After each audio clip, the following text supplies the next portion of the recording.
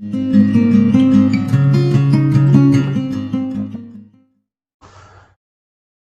Dear students, आज के lecture में हम कॉम्प्लेक्स नंबर में आज तक 2011 से लेके 2020 तक जितने भी क्वेश्चन आए हैं उनको सोल्व कर रहे हैं।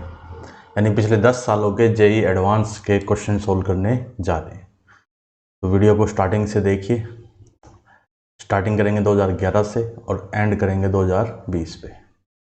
देखिए स्क्रीन पे क्वेश्चन गिवन है आपको, जो 2011 में आया हुआ क्वेश्चन है। तो इन्फॉर्मेशन है कि z एक कॉम्प्लेक्स नंबर है जो इसको सेटिस्फाई करता है, यानी इसको सेटिस्फाई कर रहा है और इसकी मिनिमम वैल्यू फाइंड करनी है। तो ये जो कंडीशन है मिनिमम और मैक्सिमम के लिए, आपको देखो ये एक इनइक्वालिटी बताई थी कि z1 प्लस माइनस z2 इसका मैग्नीट्यूड ये हमेशा इससे लेस होगा, जिसको हम ट्राइंगल इनइक्वालिटी भी बोलते हैं। इससे तो हमेशा लेस होगा और mode of z1 minus mode of z2 और पूरे का मैग्नीट्यूड इससे ग्रेटर होगा। मैंने कहा था कि इसका तो यूज होगा मिनिमम वैल्यू के लिए, इसका यूज होगा मैक्सिमम वैल्यू के लिए। इस टाइप के कुछ क्वेश्चन भी आपको कराए थे, जो आपने मॉडुलस की जो प्रॉपर्टी पढ़ी है उसके बाद हमने इस टाइप के क्वेश्चन किए थे। तो इसमें भी देखिए क्वेश्चन को करने का प्रोसेस क्या था कि जो भी गिवन है, ठीक है, वो देखा। अब जो फाइंड करना है उसके अंदर इसके अंदर इसको बनाएंगे हम। तो देखिए कैसे। हमें ये गिवन है 2 into Z minus 6 plus 5 iota. इसमें मैंने 2 कॉमन लिया तो ये ऐसे बन गया z minus 3 plus 5 upon 2 iota. अब मेरे को ये बनाना है z माइनस 3 माइनस 2 आयोटा और चाहिए। देखो 2 फिर z माइनस 3 माइनस 2 आयोटा किया प्लस 2 आयोटा और प्लस में 5 आयोटा अपॉन 2।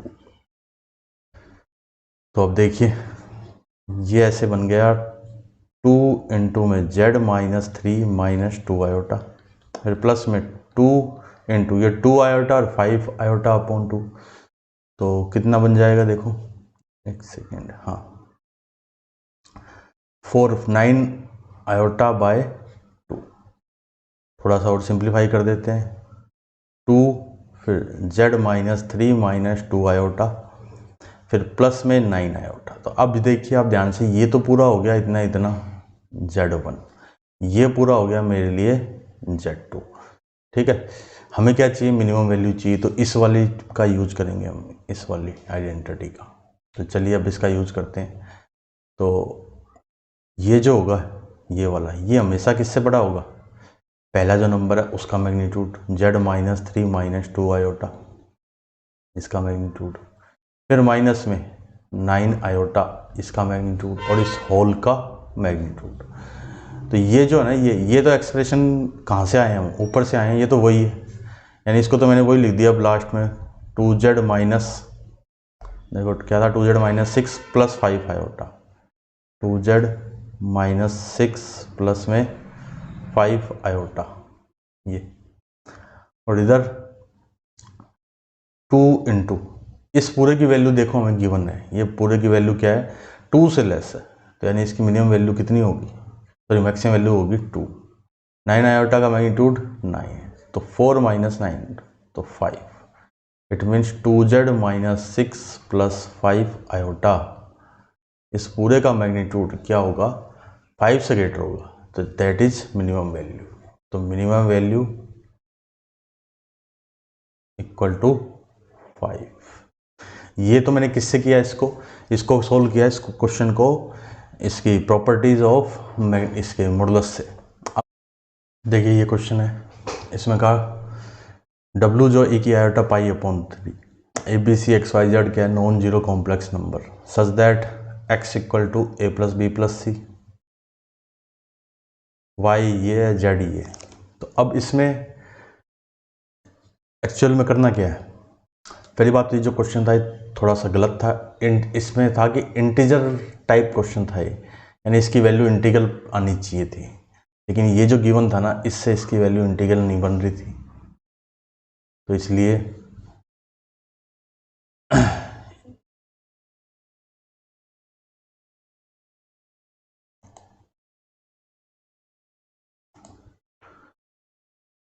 हाँ, तो एक्चुअल में यहाँ होना चाहिए था 2π/3 ई की आयोटा, यानी W जो था वो था ई की आयोटा 2π/3। फिर ये W नहीं, ये हो जाता ओमेगा ओमेगा स्क्वायर, यानी W क्या था फिर ओमेगा, यानी क्यूब रूट ऑफ यूनिटी। अब इसमें देखो एक तो ये था जो वैल्यू फाइंड करनी थी, उसमें था ये x का मैग्नीट्यूड का स्क्वायर, तो ये होता है x इंटू एक्स बार। x तो है a प्लस बी प्लस सी, फिर x बार हो जाता a प्लस बी प्लस सी, इस पूरे का बार। इसको अगर हम सिंप्लीफाई करें तो यह ऐसे आया था a square b square c square 2ab 2bc 2ca। फिर y के मैग्नीट्यूड का स्क्वायर, तो ये होता y into Y bar.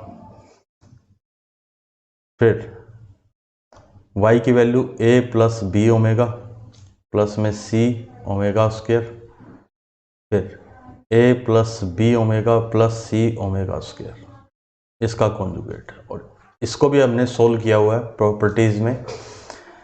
Cube root of unity, वहाँ पर आपको बताया था कि इसका एक्सप्रेशन इसके इक्वल होता है। सिमिलरली मैग्नीट्यूड ऑफ जेड का स्क्वायर, मैग्नीट्यूड ऑफ जेड का square z into z bar, ये भी a plus b omega square plus c omega, इधर इसी का conjugate a plus b omega square plus c omega, इस पूरे का कॉन्जुगेट। ये कुछ नहीं, ये भी इसी के इक्वल आएगा, a square plus B square plus c square minus a b minus b c minus c. ये प्रॉपर्टी पड़ी हुई है। तो अब आप देखिए जब हम इनको ऐड करेंगे, मोड ऑफ x का square plus mod of y का square plus mod of z का स्क्वायर, ये तो कितना आएगा 3a square plus B square plus c square. तो फिर जो हमें वैल्यू फाइंड करनी है, जो फाइंड करना है उस एक्सप्रेशन की वैल्यू भी मिल गई। देखिए इसका स्क्वायर प्लस में इसका स्क्वायर प्लस में डिवाइड में a square plus B square plus c square, तो इस पूरे की वैल्यू किसके इक्वल आएगी 3 के इक्वल आएगी। तो ये था 2011 में, हालांकि ये क्वेश्चन बोनस हुआ था उस समय। अब चलते हैं नेक्स्ट पे। अब देखिए ये क्वेश्चन हमारे पास, ये 2012 का क्वेश्चन। इसमें कहा कि z जो है एक कॉम्प्लेक्स नंबर है, इस टाइप से है कि z वो नॉन जीरो है और a इक्वल टू ये जो है a इज रियल। इसमें कहा कि a जो है a रियल है, तो a की वैल्यू इनमें से कौन सी नहीं हो सकती, ये हमें बताना है। तो चलिए सॉल्व करें कि a इक्वल टू गिवन है Z square plus Z plus 1, ठीक है, एंड a क्या है complex number that imaginary part of z is non zero. हाँ, ये क्वेश्चन में ये भी कहा है कि इसका इमेजिनरी पार्ट वो नॉन जीरो, किसका z का।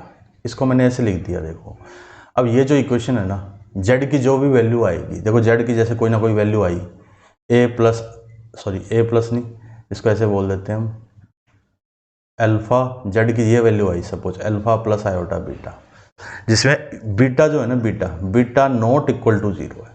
यही तो क्या क्वेश्चन में कि imaginary part of z is non zero, यानी ये बीटा जीरो नहीं है। अब बीटा जीरो नहीं है, इसका मतलब z क्या है, z इज इमेजिनरी। z क्या है, z इमेजिनरी का मतलब इस इक्वेशन के रूट्स आर इमेजिनरी, और अगर उस इक्वेशन के रूट्स इमेजिनरी हैं तो इस इक्वेशन का डिस्क्रिमिनेंट क्या होना चाहिए, लेस देन जीरो होना चाहिए d। तो बस d को निकालें। तो देखिए 1 का स्क्वायर माइनस का 4, a तो 1 है, c 1 माइनस a है, लेस देन जीरो। तो 1 माइनस 4 प्लस का 4 है, लेस देन जीरो। तो 4a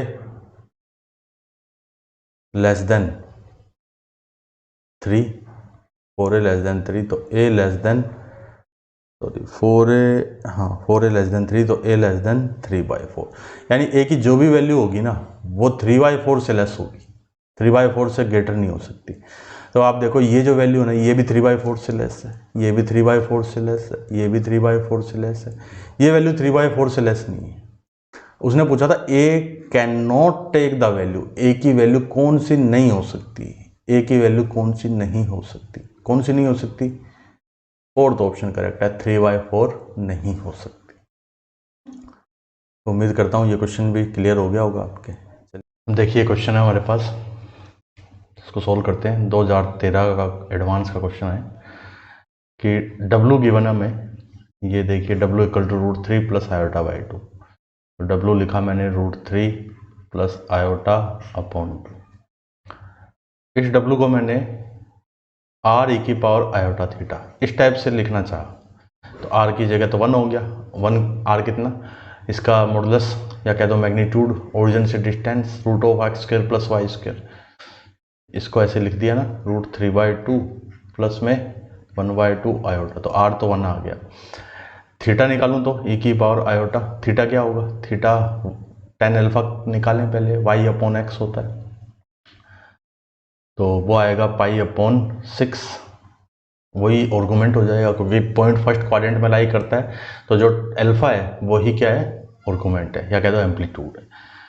अब इसको ऐसे भी लिख सकते हैं ट्रिग्नोमेट्रिक फॉर्म में, यानी यूलर थ्योरम लिखूं मैं तो cos π/6 प्लस में i sin π/6। अब हमें इसमें देखो आगे p है W⁴n, तो W⁴n क्या आ गया, cos π/6 प्लस में i sin π/6, और इस पूरे की पावर n क्या है, n है 1 2 3 डैश, तो W⁴n इसको हमने ऐसे लिख दिया cos nπ/6, फिर प्लस में i sin nπ/6। तो ये हो गया हमारे पास p इसको रिप्रेजेंट करता है जहां पर n 1 2 3 and so on up to, इस टाइप से। फिर आगे कहा देखो h1 जो है वो है z एक कॉम्प्लेक्स नंबर है जिसका रियल पार्ट 1/2 से बड़ा, यानी h1 एक रीजन है, ऐसा रीजन मतलब REGION रीजन, ऐसा रीजन जिसमें वो कॉम्प्लेक्स नंबर हैं जिसके रियल पार्ट 1/2 से ग्रेटर। सेम H2 भी एक रीजन है, यानी उस रीजन में बहुत सारे कॉम्प्लेक्स नंबर, लेकिन उन सभी कॉम्प्लेक्स नंबर का रियल पार्ट जो है वो क्या है, -1/2 से लेस। फिर कहा where C is the set of all complex number if Z1, ये बिलोंग्स टू का साइन है, Z1 belongs to P, it is intersection. Same here Z2 belongs to and P intersection. देखो ऐसे लिखा है Z1 जो है, Z1 वो तो बिलोंग करता है P इंटरसेक्शन H1 से, Z2 जो है वो बिलोंग करता है P इंटरसेक्शन H2 से। फिर का O तो ओरिजिन है, तो Z1 और Z2 ये फाइंड करो। तो अब एक चीज है इसमें जो W है ना, यानी P में जितने भी कॉम्प्लेक्स नंबर है W⁴n सबका मैग्नीट्यूड क्या है, 1, यानी सभी की ओरिजिन से डिस्टेंस 1, यानी वो सभी पॉइंट किस पे लाई करेंगे, एक यूनिट सर्किल पे लाई करेंगे। तो देखिए ये मैंने एक यूनिट सर्किल बनाया है ऐसे, ये इसको दोबारा बनाते हैं, देखिए हाँ ये हो गया 90 डिग्री ओरिजिन O। अब देखो जैसे जैसे n की वैल्यू रखते जाएंगे, n की वैल्यू रखेंगे तो ये W⁴n ये ऐसे आता रहेगा, P1 P2 P3 P4 ऐसे डैश बहुत सारे हैं। तो P1 जैसे यहाँ पर होगा, P1 का एंगल ये कितना बनेगा, ये होगा π/6। ऐसे ही P2 यहाँ पर, P2 का एंगल होगा π/3, ये वाला पूरा। ऐसे P3 होगा, फिर P4 होगा, ऐसे P5, ऐसे बहुत सारे पॉइंट होंगे, ऐसे सभी n की जगह वैल्यू रखते जाएंगे तो बहुत सारे पॉइंट बनते जाएंगे। ऐसे P1 का ये जो पॉइंट जो होगा ना, ये P1 का कॉन्जुगेट होगा। ऐसे ये P2 है तो इधर वाला पॉइंट जो होगा ये P2 का कॉन्जुगेट होगा। इधर ये P5 है तो इधर इसका कॉन्जुगेट होगा, P5 का कॉन्जुगेट होगा। ऐसे पॉइंट होते हैं। ये हमने nth रूट ऑफ यूनिटी में ये हमने सारी चीज़ें डिस्कस करी थी। एंड अब उसको बनाते हैं H1 को। H1 कौन सी लाइन है, अब देखिए ज़रा, अगर मैं रियल पार्ट ऑफ P1 पूछूं, P1 का रियल पार्ट कितना होगा, cos pi upon 6। Real part of P2 का मतलब यहाँ पे n की जगह क्या आ गया, 2 आ गया, तो cos पाई अपॉन 3, ये कितना होगा 1/2 होगा, है ना। तो अब हम बना रहे हैं इस H1 को, H1 क्या था, रियल पार्ट 1/2 से ग्रेटर। ये जो होगा ना P2, ये देगा 1/2 यहाँ से, यानी एक लाइन ऐसे, ये लाइन, ये वाली line real part of Z क्या है, 1/2 से ग्रेटर, यानी इस साइड में जितने ही पॉइंट होंगे उन सब के रियल पार्ट क्या होंगे, 1/2 से ग्रेटर होंगे। जैसे इधर है वैसे इस साइड में, इधर ये real part of Z less than -1/2। तो इधर तो था ये पाई अपॉन 3 एंगल था, देखो इसका एंगल था ये पाई अपॉन 3। तो सेम इधर भी ऐसे ही होगा, एक पॉइंट ये, इसमें ये वाला पाई अपॉन 3 होगा, ठीक है। ये यहाँ पे -1/2 आएगा इस पे, सेम इधर भी ऐसे, ये वाला भी पाई अपॉन 3, ये वाला भी पाई अपॉन 3, इन पे 1/2 है। तो अब हमें तो देखो Z1 वो पॉइंट है जो P और H1 में कॉमन है। तो देखो H1 तो इस साइड में, इधर तो H1 है, और इस साइड में ये जो पॉइंट्स हैं, इस साइड के पॉइंट, ये वाले पॉइंट है H2, इधर H2। तो Z1 तो इस साइड में, Z2 इस साइड में। अब आप देखिए कौन सा ऐसे पॉइंट होंगे जो Z1 हो सकते हैं। इस साइड में कौन कौन से पॉइंट है, देखो जरा ध्यान से आप, एक तो पॉइंट P1 है, एक ये वाला पॉइंट होगा, और एक ये वाला पॉइंट P1 का कॉन्जुगेट। तो ये 3 ही हो सकते हैं, जैसे मैंने इसको A1 बोल दिया, इसको A2, इसको A3। तो Z1 जो है, Z1 कौन कौन, या तो A1 होगा, या A2 होगा, या फिर A3 होगा, यही हो सकते हैं Z1। अब आप कहोगे कि सर कैसे पता लगा, तो देखिए रियल पार्ट 1/2 से ग्रेटर, जो इधर वाले पॉइंट होगा ना, Z2 से इधर, ये पॉइंट इस साइड में ही पॉइंट है, तो एक तो ये P1 का कॉन्जुगेट यही हो गया, और एक ये पॉइंट, ये वाला पॉइंट कौन सा होगा, ये वाला पॉइंट होगा 1,0। अब 1,0 कब आएगा, जब आप n की जगह 12 रखोगे ना, ये वाला पॉइंट एक्चुअली में P12 है। जैसे ही आप n की जगह यहाँ पे 12 रखोगे तो cos 12 pi upon cos 2 pi plus iota sign 2 पाई, वो कितना होगा, 1 होगा। सेम ऐसे इधर जब आप n की जगह 6 रखोगे तो cos pi plus iota sine pi बनेगा, वो -1,0, यानी ये वाला पॉइंट और ये वाला पॉइंट। इसको बोल दिया मैंने B1, इसको बोल दिया मैंने B2, इसको बोल दिया मैंने B3, ठीक है। तो ये 3 ही पॉइंट है, ये वाला, ये जो ग्रीन से, सेम इधर ये और ये। अब मैं इनको अगर अलग से बनाऊं, देखो जरा, यानी Z2 हो सकता है, Z2 B1, B2, B3, इन 3 में से कोई Z1 Z2 होगा। अब देखो मैं इस फिगर को यहाँ बना रहा हूँ ऐसे,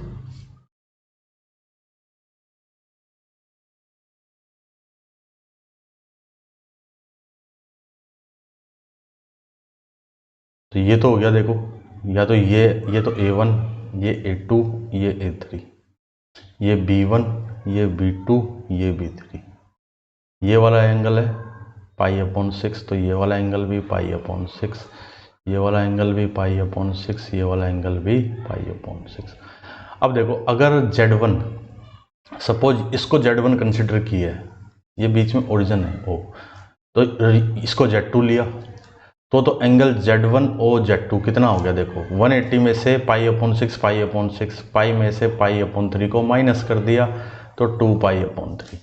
अब लेकिन ये भी हो सकता है Z1 इसको लिया, O Z2 इसको कंसिडर कर लिया, ठीक है, तब एंगल Z1 O Z2, तो पाई माइनस पाई अपॉन 6, यानी पाई अपॉन 6। तो यही एंगल होंगे, या तो 2 पाई अपॉन 3 आएगा एंगल Z1 O Z2, या एंगल आएगा Z1 O Z2 की वैल्यू 5 पाई अपॉन 6। तो देखिए, तो इसमें 2 ऑप्शन करेक्ट हो गए, ये P नहीं है, ये पाई है, ऑप्शन ओ में ये पाई, इट इज ऑल्सो पाई, तो पाई अपॉन 6 था या क्या था, कहाँ गया, 2 पाई अपॉन 3 और 5 पाई अपॉन 6, तो ये नहीं होगा, ये नहीं है, फोर्थ ऑप्शन करेक्ट होगा 5π/6। तो उम्मीद करता हूँ क्वेश्चन समझ में आ गया होगा। चलिए अब चलते हैं नेक्स्ट पे। अब देखिए ये जेईई एडवांस 2013 का क्वेश्चन है। इसमें कहा कि S जो है S, ये है S1 intersection S2 intersection S3, और S जो है S है वो कॉम्प्लेक्स नंबर जो mode of Z less than 4 को सेटिस्फाई करते हैं। ये किसको रिप्रेजेंट करेगा? एक सर्कल जिसका सेंटर 0 0 और रेडियस 4 और उसके इंटीरियर पॉइंट्स को रिप्रेजेंट करेगा। S3 को भी लिख देते हैं, S3 है, ये S1 है। S3 Z belongs to C, real part of Z greater than 0, यानी X एक्सिस ये सॉरी Y एक्सिस से इस साइड वाले पॉइंट पॉजिटिव साइड में। अब आते हैं इस पे S2। S2 में देखिए, S2 में लिखा है कि imaginary part of Z-1 plus में √3 आयोटा डिवाइड में 1 - √3 आयोटा, और इसका इमेजिनरी पार्ट जो आएगा वो 0 से बड़ा होगा। तो चलिए इसको सिंप्लीफाई करते हैं। Z की जगह हमने रख दिया इमेजिनरी पार्ट निकालने के लिए x plus iota y -1 plus का √3 आयोटा डिवाइड में 1 - √3 आयोटा, इसको कॉन्जुगेट से मल्टीप्लाई कर दिया 1 प्लस √3 आयोटा 1 प्लस √3 आयोटा। तो अब देखिए ये x -1, हमें तो इमेजिनरी पार्ट चाहिए, इसको ऐसे किया x -1 प्लस में आयोटा y प्लस √3, ठीक है, और इधर हो गया 1 प्लस √3 आयोटा, इधर ये इधर ये, और इसके डिनोमिनेटर में आ जाएगा 1 प्लस में 3। तो अब देखिए इमेजिनरी पार्ट निकालने के लिए, इमेजिनरी पार्ट जब ये वाला इससे मल्टीप्लाई होगा यानी x -1 इंटू √3 तब आएगा एक तो इमेजिनरी, और जब ये वाला इस 1 से मल्टीप्लाई होगा तो प्लस में iota into y plus √3, sorry iota तो आएगा ही नहीं ना, इमेजिनरी पार्ट लिख रहे हैं तो देखिए y प्लस √3 डिवाइड में 4, और ये आया इमेजिनरी पार्ट, तो ये क्वेश्चन में 0 से ग्रेटर दिया। तो अब देखिए 4 तो इधर क्रॉस मल्टीप्लाई कर दिया x -√3 प्लस में y प्लस में √3 ग्रेटर देन 0, x यहाँ √3 भी आएगा, तो ये हो गया √3x plus y greater than 0, यानी ये एक लाइन है, एक उस लाइन से एक तरफ का एरिया बताएगा। चलिए अब इनको बनाते हैं हम। तो देखिए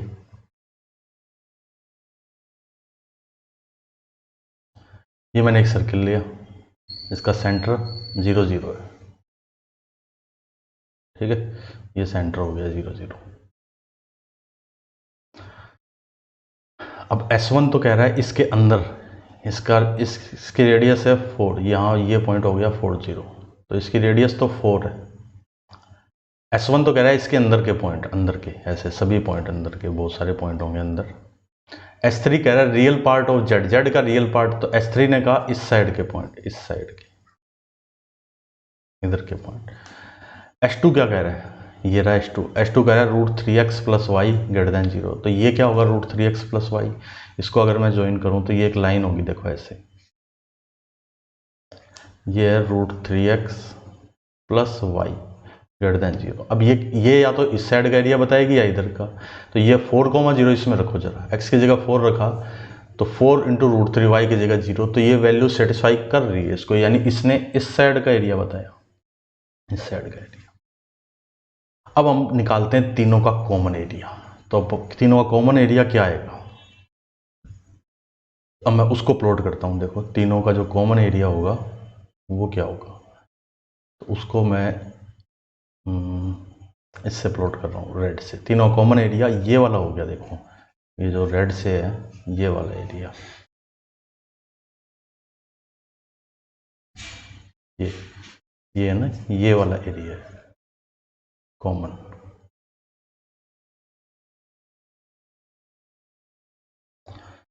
तो ये है हमारा पूरा का पूरा, जो रेड वाला है वो है S। तो इतना तो हम पहुंच गए, यानी हमने इसको फाइंड कर लिया कि ये S क्या चीज़ है।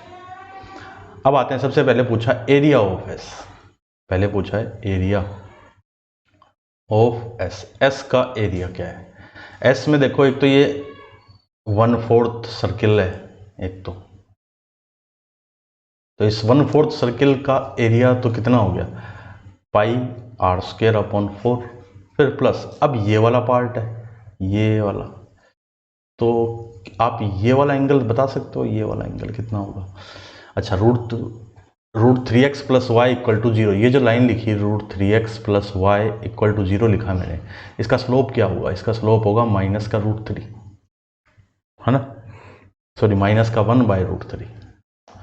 तो m निकाल सकता हूं मैं, m कितना होगा, सॉरी m तो आ ही गया, m ये क्या है, tan थीटा की वैल्यू है माइनस का 1/√3, तो थीटा कितना हो जाएगा 120, यानी ये पूरा तो 120, तो इधर वाला 60, अब ये 60 है तो फिर ये जो होगा ना ये इधर ये भी 60 डिग्री है, जिसको मैंने ये दिखाया देखो ब्लैक से है, ये भी 60 है, ये भी 60 है। तो बस इसका एरिया आप निकालना जानते हो, छोटी क्लास में पढ़ चुका है, क्या होगा आर स्क्वायर इंटू में थीटा, तो देखो पाई अपॉन 4 आर कितना है 4, तो 4 का स्क्वायर प्लस में आर कितना होगी पाई अपॉन 6, तो ये बन गया देखिए 4 पाई प्लस में ये 4 इंटू में 2 पाई अपॉन 3, तो 12 पाई प्लस 8 पाई अपॉन 3, यानी 20 पाई अपॉन 3, ये आ गया हमारा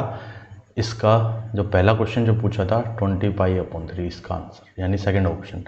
फिर नेक्स्ट में देखो क्या पूछा, नेक्स्ट में पूछा है minimum z belongs to s 1 - 3 iota minus z, यानी 1 - 3 आयोटा की z से मिनिमम डिस्टेंस, ये जो लिखा है देखो मैं इसको लिखता हूँ जरा एक बार, जो पूछा गया उसको हमें फाइंड करना है मिनिमम, फिर z बिलोंग्स टू s, फिर 1 - 3 आयोटा माइनस z, यानी z से 1 - 3 आयोटा की डिस्टेंस, और z कौन है, z s से बिलोंग करता है, इसका मतलब है कि z जो है z इस पार्ट के अंदर है कहीं, ये सभी पॉइंट देखो 1, -3 कहाँ होगा, यहाँ होगा 1, -3।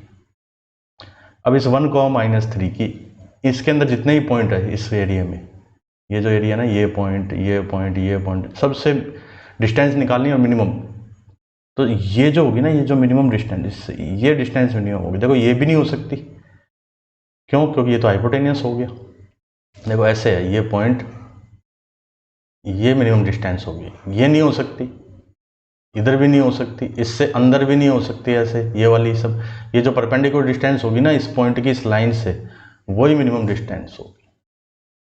तो एक्चुअल में है क्या, ये हमें क्या फाइंड करना है, distance of 1, -3 to line √3x plus y equal to 0, इससे डिस्टेंस निकालनी है, और डिस्टेंस निकालना हम जानते हैं, पॉइंट इसे पुट किया √3 × 1, फिर -3 डिवाइड में √3 का होल स्क्वायर प्लस में 1 का होल स्क्वायर, और इस पूरे का मैग्नीट्यूड, क्या डिस्टेंस थी ax1 + by1 + c, ये कोऑर्डिनेट ज्योमेट्री में पढ़ा होगा, √a² + b², और इस पूरे का मैग्नीट्यूड, तो ये आ गया √3 - 3, मोडुलस के कारण इसको ऐसे कर दिया 3 - √3/2, देखिए डिस्टेंस कितनी बन गई 3 - √3/2, यानी तीसरा ऑप्शन क्या है, करेक्ट ऑप्शन है।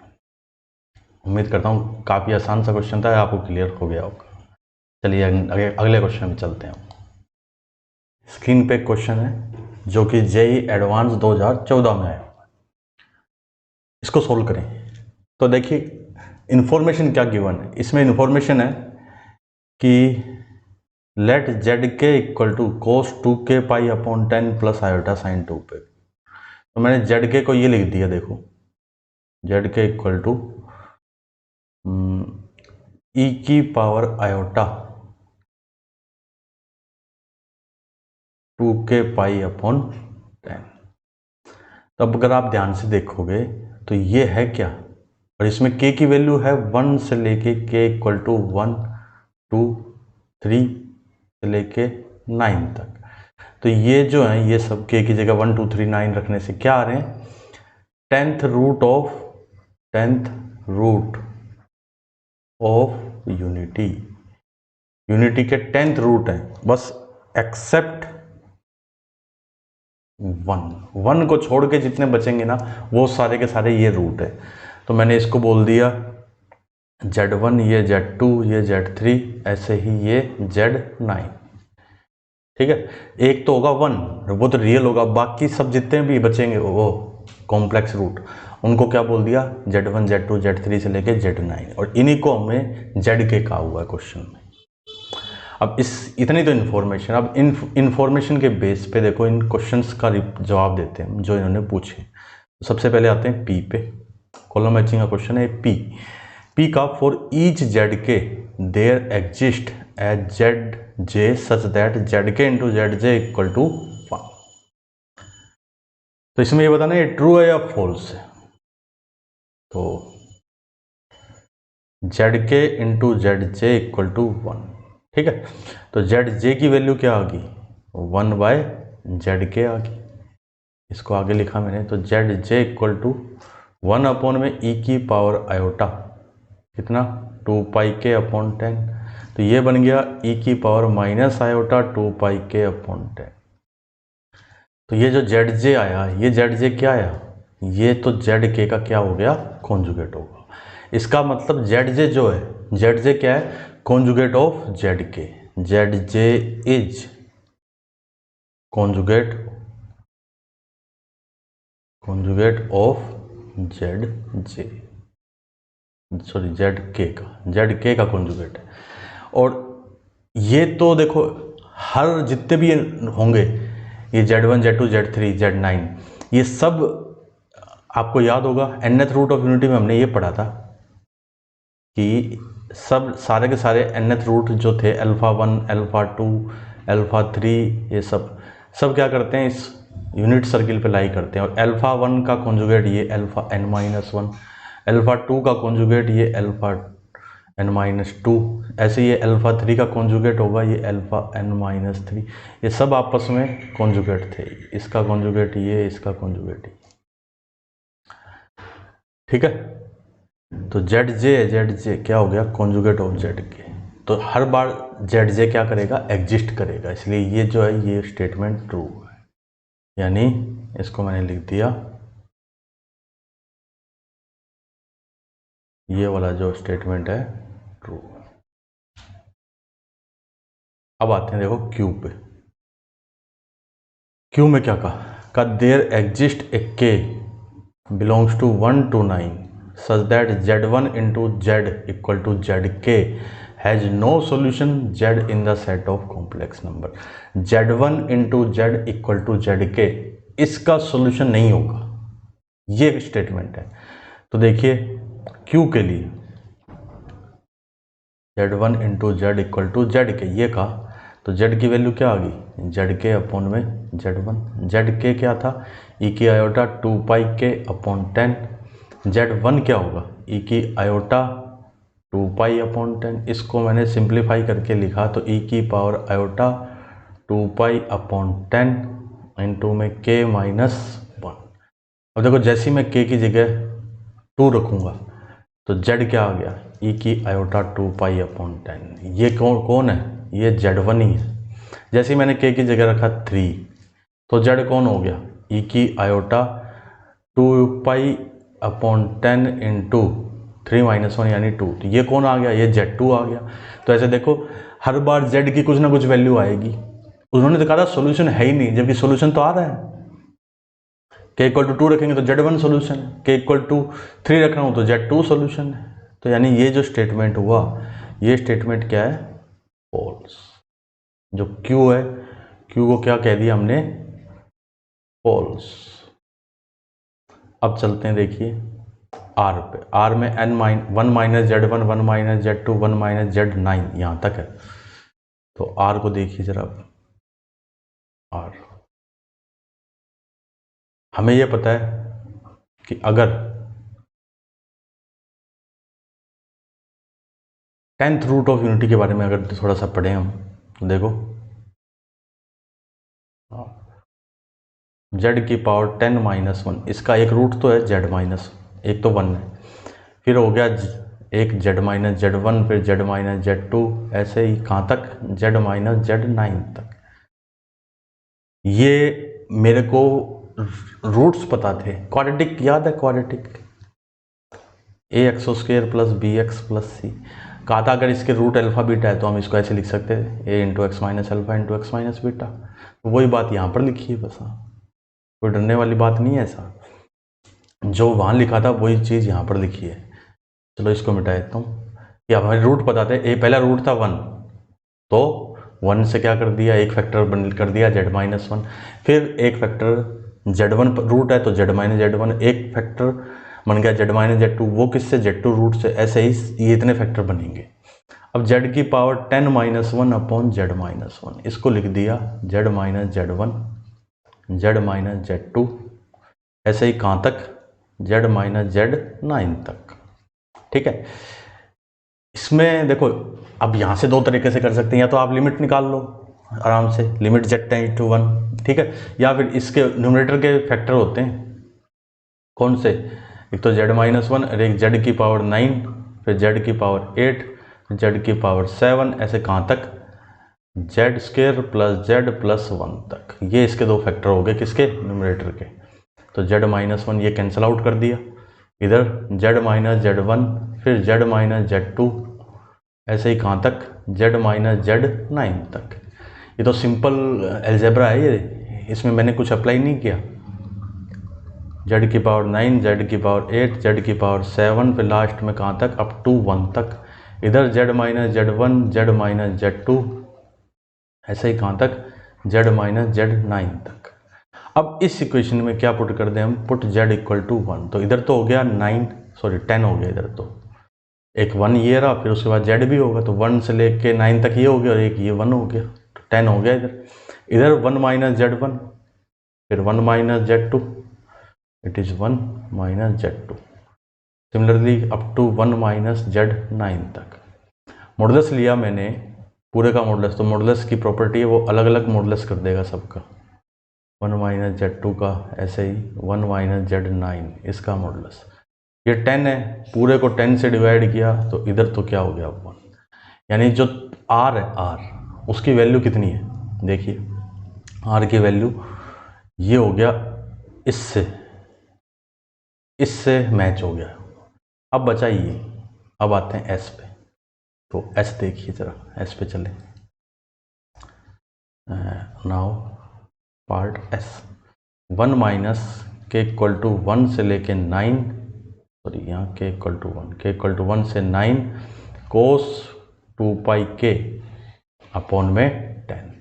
अब देखो nth रूट ऑफ यूनिटी में हमने ये पढ़ा था कि जितने भी रूट हैं सभी, उन सब का सम 0 होगा। तो यहाँ मैंने वही चीज़ लिखी, वी नो दैट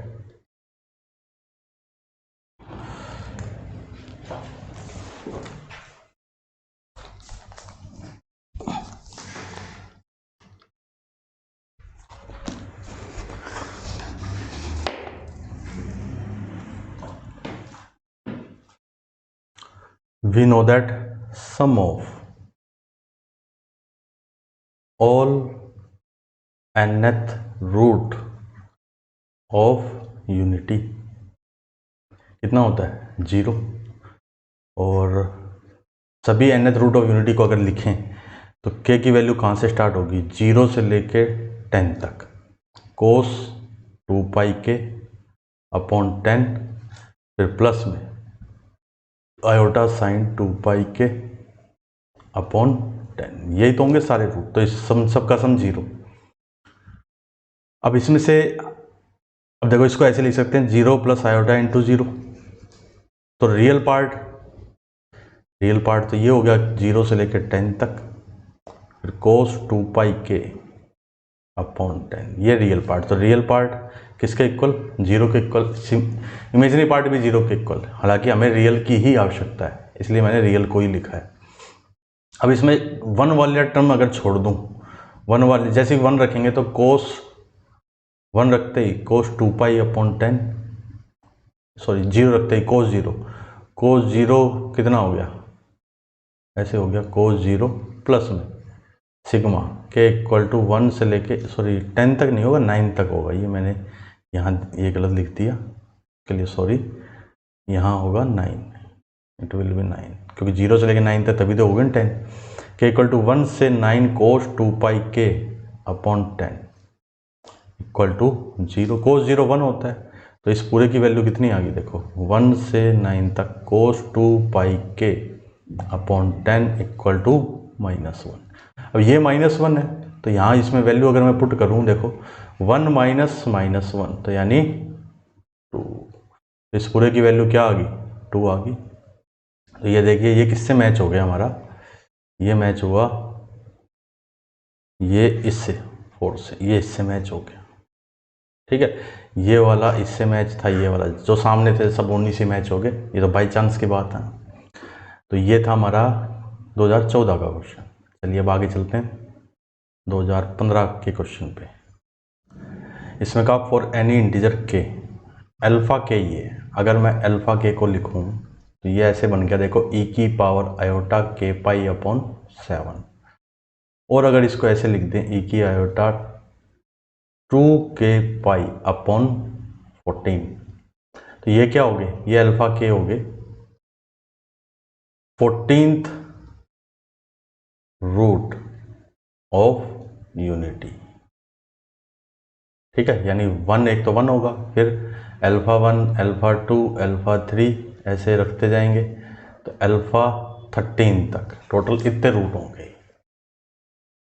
चलिए अब, और ये भी हमें पता है, हमसे जो पूछा ना देखो उसको जरा एक बार थोड़ा सा और डिस्कस कर लेते हैं इसके।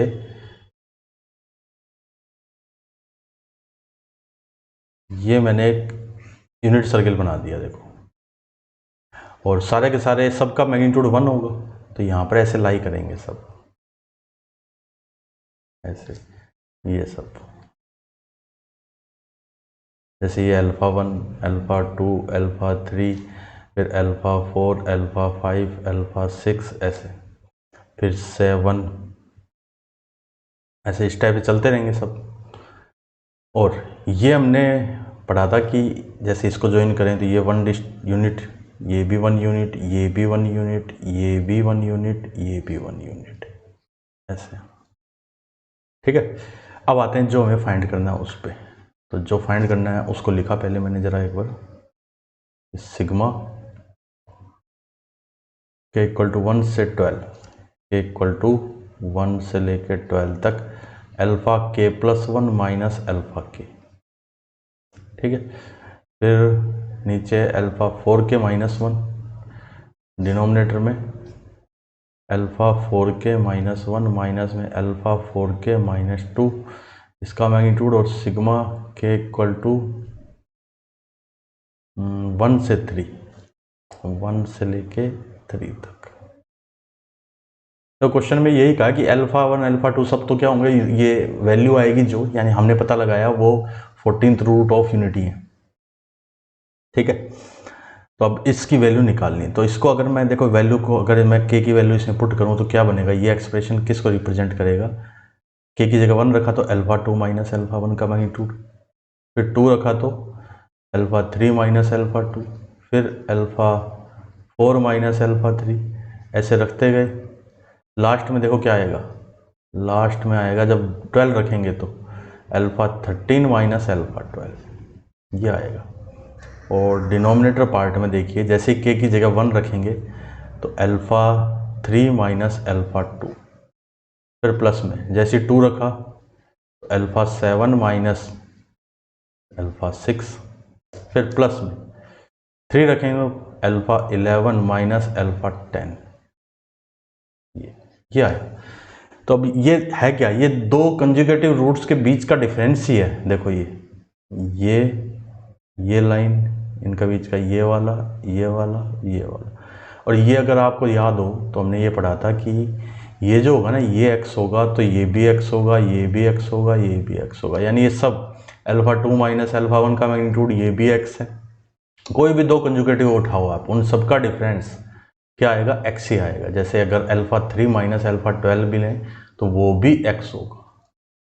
तो इसकी वैल्यू निकालने के लिए ये कितने ऊपर 6 टर्म है तो 6 टाइम्स x होगी, सॉरी 12 टर्म्स है, 6 नहीं है, ऊपर है 12 टर्म्स है, तो न्यूमरेटर तो बन गया 12 इंटू एक्स, डिनोमिनेटर में 3 टर्म्स है तो 3x, यानी 4 आंसर हो जाएगा। काफ़ी अच्छा क्वेश्चन पूछा हुआ था। देखिए कुछ नहीं करना था, अगर आपने प्रॉपर्टी ढंग से पढ़ी है, किसकी nth रूट ऑफ यूनिटी की अगर प्रॉपर्टी अपने आपने अच्छे से पढ़ी हुई है तो क्वेश्चन में कुछ भी नहीं था, बहुत आसान क्वेश्चन था। तो चलिए आगे बढ़ें। ये तो हो गया हमारा 2015 का क्वेश्चन। अब चलते हैं हम 16 पे। क्वेश्चन गिवन है स्क्रीन पे, 2016 का क्वेश्चन है। क्वेश्चन में क्या देखो, a और b दोनों रियल नंबर हैं, a square plus B square not equal to 0 है। z का z एक कॉम्प्लेक्स नंबर z ये है, इसमें t जो है t बिलोंग्स टू r है, t not equal to 0। Iota को √-1 का z x plus iota y है और z इस सेट से बिलोंग करता है, तो x y किस पे लाई करेंगे, यानी एक्चुअल में लोकस निकालना है और कुछ नहीं करना। देखिए हमें गिवन है z इक्वल टू 1 में a plus iota b iota t ऐसे, ठीक है। और t क्या है, t रियल नंबर है। क्वेश्चन में ये भी कहा है कि a और b दोनों रियल नंबर है और a square plus B square 0 नहीं है। इसका मतलब क्या हुआ, a और b दोनों एक साथ 0 नहीं हो सकते, a 0 होगा तो b नहीं होगा, b होगा तो फिर a नहीं होगा, ये मतलब है इसका। अब आते हैं देखो इस पे, z की वैल्यू मैंने पुट करी इसमें x प्लस आयोटा y, इधर 1 में a प्लस में आयोटा बी टी इंटू में a minus iota B T, divide में भी a minus iota B T, तो ये तो बन गया a minus iota b into T, फिर डिवाइड में a square plus B square T square, ये हो गया x प्लस आयोटा y। अगर रियल और इमेजिनरी पार्ट को कंपेयर करें तो देखिए करते हैं, compare real and imaginary part, तो फिर x तो क्या आ गया, x आ गया a में a square plus B square T square, y आ गया माइनस का बी टी में a स्क्वायर प्लस में बी स्क्वायर टी स्क्वायर। अब देखो अगर मैं इन दोनों को स्क्वायर करके ऐड करूं, इसको बोल दिया मैंने 1 इक्वेशन, इसको बोल दिया मैंने 2 इक्वेशन, मैंने कर दिया इक्वेशन 1 इसका स्क्वायर, फिर प्लस में इक्वेशन 2 इसका स्क्वायर, तो ये बन गया x square plus Y square, इधर ए स्क्वायर में a square plus B square T square का होल स्क्वायर, फिर प्लस में बी स्क्वायर टी स्क्वायर और में a square plus B square T square का होल स्क्वायर। पूरे को अगर मैं ऐड करके एलसीएम लूँ और फिर सिंप्लीफाई करूँ तो एक स्टेप में कम कर रहा हूँ, यानी ये ऐसे आ जाएगा a square plus B square T square, इधर x square plus Y square. अब आप देखिए फ्रॉम इक्वेशन 1 से 1 में a square plus B square T square की वैल्यू आ रही है मेरे पास, क्या आ रही है, x/a वैल्यू आ रही है, वो मैं यहाँ पुट करता हूँ। देखिए X square plus Y square equal to x/a, so X square plus Y square minus में x/a इक्वल टू 0। तो ये एक सर्किल बना, देखिए आप ध्यान से, सर्किल की इक्वेशन है X square plus Y square plus 2gx plus 2fi plus c equal to 0, ये एक सर्किल की इक्वेशन होती है। इसका सेंटर माइनस का 1 में 2 है, ये सेंटर हो गया, कॉमा 0, रेडियस हो जाएगी 1/a, a के लिए मैंने इस पर मैग्नीट्यूड लगा दिया कि अगर a की वैल्यू अगर नेगेटिव भी है तो पॉजिटिव है, तो सेंटर तो क्या होगा 1/2a होगा सेंटर। अब एक चीज़ और देखिए, एक तो हमें कहा था 1/2a सेंटर है, तो एक तो फर्स्ट ऑप्शन करेक्ट हो गया। अब आते हैं देखो a square plus B square not equal to 0, ये कंडीशन भी थी, इसको भी थोड़ा सिंप्लीफाई करते हैं। देखो कि मैंने लिया व्हेन a इक्वल टू 0, अगर a की वैल्यू 0 है तो फिर then b not equal to 0 होगा, b 0 नहीं होगा। अगर a 0 हो गया तो आप देखो a 0 होने से ये जो x है ये 0 हो जाएगा, तो इस केस में तो क्या हो गया, x तो 0 हो गया और y नॉट इक्वल टू 0 हो गया, तो ये पॉइंट किस पे लाई करेगा, x 0 y not equal to 0, x तो 0 है यानी इस पे लाई करेगा। तो इस केस में वो जो जेड पॉइंट है वो किस पे लाई करेगा, Z lies on Y axis. और अगर मैंने लिया ए तो जीरो नहीं है तो फिर बी जीरो है बस, तो फिर x तो नॉट इक्वल टू जीरो आ गया और y क्या आ गया, y जीरो आ गया। इस केस में पॉइंट किस पे लाई करेगा, z तो x प्लस आयोटा y था ना, z को क्या कहें x कोमा y, तो x तो जीरो नहीं है, y जीरो होने का मतलब इसके ऊपर लाई करेगा, यानी z lies on x axis पे z क्या कर रहा है, लाई कर रहा है। देखिए कौन कौन से ऑप्शन हुए, एक्स एक्सिस, हाँ सी और डी दोनों सी, यानी ए सी डी 3 ऑप्शन है जो इस क्वेश्चन में करेक्ट है। ये हो गया हमारा 2016 का क्वेश्चन। चलिए अब आगे बढ़े हम। ये स्क्रीन पे क्वेश्चन लिखा हुआ है जो 2017 में आया हुआ है। इसमें कहा देखो ए बी एक्स और वाई ये सब क्या है, रियल नंबर है, यानी a, b, x, y belongs to है r, रियल नंबर। फिर कहा a माइनस बी की वैल्यू 1 है और y जीरो नहीं है, यानी y की value not equal to zero है। तो complex number z x plus iota y वो इसको सेटिस्फाई करता है। ये क्या है कि इसका इमेजिनरी पार्ट y है, तो फिर x की पॉसिबल वैल्यू बतानी है। तो देखिए मैंने लिखा, इसको लिख दिया किसको, imaginary part a z plus b upon में z प्लस 1, तो a x plus iota y फिर प्लस में b अपॉन में x प्लस आयोटा y फिर प्लस में 1, इसके कॉन्जुगेट से मल्टीप्लाई कर दिया ऊपर, x plus 1 minus iota y, x plus 1 minus iota y, तभी तो मिलेगा रियल पार्ट। तो देखिए ax प्लस b फिर प्लस में आयोटा by और x प्लस 1 फिर माइनस में आयोटा y, और डिनोमिनेटर में आएगा x प्लस 1 का होल स्क्वायर प्लस में y स्क्वायर। अब यहाँ से मैं अगर इमेजिनरी पार्ट लिखूँ, ओनली इमेजिनरी पार्ट चाहिए मुझे, तो यहाँ एक तो आएगा आयोटा ay। तो अब अगर मैं इमेजिनरी पार्ट लिखूँ यहाँ से, इमेजिनरी पार्ट कितना है, y के इक्वल गिवन है। देखो ax प्लस b जब माइनस y के साथ मल्टीप्लाई होगा तब, जब ये वाली टर्म इससे मल्टीप्लाई और ये वाली टर्म इससे मल्टीप्लाई हो, यानी ay इंटू में x plus 1 equal to x plus 1 का whole square plus y square equal to y। अब एक तो y कॉमन आके कैंसिल हो जाएगा, हालांकि क्वेश्चन में ये गिवन है y जीरो नहीं है, देखो ये गिवन है ना, ये रहा, इसलिए हम कर सकते हैं, वरना नहीं कर सकते थे कैंसिल।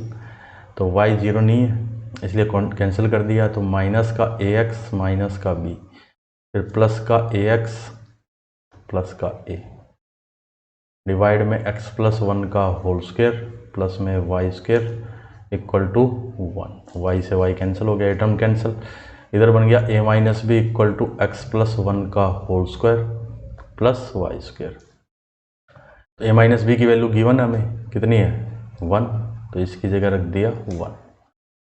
अब यहाँ से हमें x की वैल्यू चाहिए, तो x प्लस 1 का whole square equal to 1 minus Y square, तो x की वैल्यू आ जाएगी -1 plus minus root of 1 minus Y square.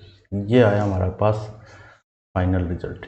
तो देखिए क्या आंसर बनता है, एक तो बना a -1 minus root of 1 minus Y square और एक बना d, यानी a और d दो ऑप्शन ऐसे हैं जो इस क्वेश्चन में करेक्ट है।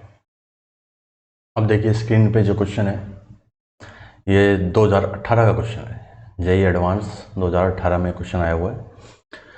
तो चलिए क्वेश्चन को सोल्व करना स्टार्ट करें। क्वेश्चन में कहा देखो, for a non zero complex number z let argz denotes the principal value argument with -pi से +पाई। यानी जो argz है ना, आर्गुमेंट z, हम कहते थे ये मल्टीपल वैल्यू फंक्शन है, इसकी बहुत सारी वैल्यू होगी, लेकिन यहाँ पर ये कहा है कि ये argz है ना, ये प्रिंसिपल वैल्यू है, यानी ये ओनली -पाई से +पाई के बीच में ही हो सकता है, इससे बड़ा नहीं होगा। वैसे हम इसको अलग से नाम देते थे, अगर आपको याद हो, उसको हम कहते थे एम्पलीट्यूड ऑफ z, बट यहाँ पर उन्होंने खुद ने ये बोल दिया कि अब आप एम्पलीट्यूड नहीं, ये जो ARGZ लिखा है यही प्रिंसिपल वैल्यू है और यही वैल्यू -π से लेके +π के बीच में ही होगी। फिर आगे देखिए, आगे चलते हैं। कहा कि which of the following statement is are false, कौन कौन से फॉल्स है। ठीक है, तो हम देखो सभी के आगे ये लिखेंगे कि ये ट्रू है या ये फॉल्स है। सबके आगे T और F लिखेंगे। हर 4 स्टेटमेंट है हमारे पास ABCD, सबके आगे T F T F ऐसे लिखेंगे और फिर लास्ट में जिसके आगे F लगा होगा वो हमारे आंसर होंगे। इस टाइप के क्वेश्चंस को सोल्व करने में ये ध्यान रखना है। अक्सर स्टूडेंट क्या करते हैं, जैसे कहेंगे कि सपोज ये ट्रू है ये फॉल्स है, ये ट्रू है तो आप आंसर लिख दोगे उसमें B, नहीं, लेकिन B नहीं होगा। उसने पूछा कौन से फॉल्स हैं, तो जो फॉल्स हैं वो आंसर होंगे। तो इस टाइप का जब भी कोई क्वेश्चन आता है तो आप सबसे पहले उनके आगे ट्रू फॉल्स ऐसे लिख लो सोल्व करके। ठीक है, तो चलिए हम सोल्व करना स्टार्ट कर रहे हैं इसको। फर्स्ट में आते हैं ए में का आर्गुमेंट ऑफ -1, ए को यहीं से स्टार्ट कर दिया मैंने। Argument of -1 minus iota equal to π/4 ये गिवन है। तो इसका आर्गुमेंट तो क्या होगा, ये कौन से क्वाड्रेंट में है, थर्ड क्वाड्रेंट में। अगर मैं आप यहाँ से निकालूँ tan alpha equal to mod of y upon mod of x, जैसे मैंने निकालना बताया आपको, tan अल्फा कितना हो गया 1, यानी अल्फा π/4। अब ये थर्ड क्वाड्रेंट में, तो थर्ड में हम क्या बोलते हैं, थर्ड में आर्गुमेंट ऑफ z हो जाएगा माइनस का पाई फिर माइनस अल्फा, यानी -π/4, इट मीन्स -3π/4।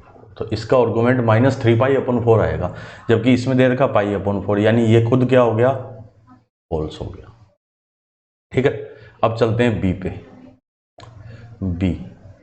बी में देखिए का द फंक्शन f एक फंक्शन है जिसका डोमेन r है, उसका कोडोमेन -π से +π। डिफाइन ft, फंक्शन किस में, t में। ft equal to argument of देखो ft लिखा मैंने, ft है आर्गुमेंट ऑफ -1 फिर प्लस में आयोटा t का for all t belongs to r। इसमें क्या है, t क्या है, सभी t रियल नंबर है का ये कॉन्टिन्यूस है, ये हर जगह कॉन्टिन्यूस है, ये कहा उन्होंने। तो हर जगह कॉन्टिन्यूस है, तो ये स्टेटमेंट ट्रू है या फॉल्स है। अब इसके लिए देखिए, इन्होंने कहा t तो रियल नंबर है हमेशा ही, तो अगर आर्गुमेंट -1, देखो एक्चुअल में अगर मैं इस पॉइंट की बात करूँ, इसका रियल पार्ट तो -1 है, रियल पार्ट -1 होने के कारण ये या तो इस क्वाड्रेंट में होगा या ये इस क्वाड्रेंट में होगा। ठीक है, तो t पे डिपेंड करेगा, t पे। तो अब देखो मैं इस फंक्शन को ऐसे डिफाइन करता हूँ कि अगर इफ ये जो t है, t अगर ये पॉजिटिव है, अगर ये t पॉजिटिव यानी 0 से बड़ा तो x तो नेगेटिव और y क्या पॉजिटिव, तो ये पॉइंट कौन से क्वाड्रेंट में हो गया, इसमें। तो इसमें तो आर्गुमेंट क्या लिखा जाएगा, पाई माइनस अल्फा लिखते थे तो pi minus tan inverse t लिखा जाएगा।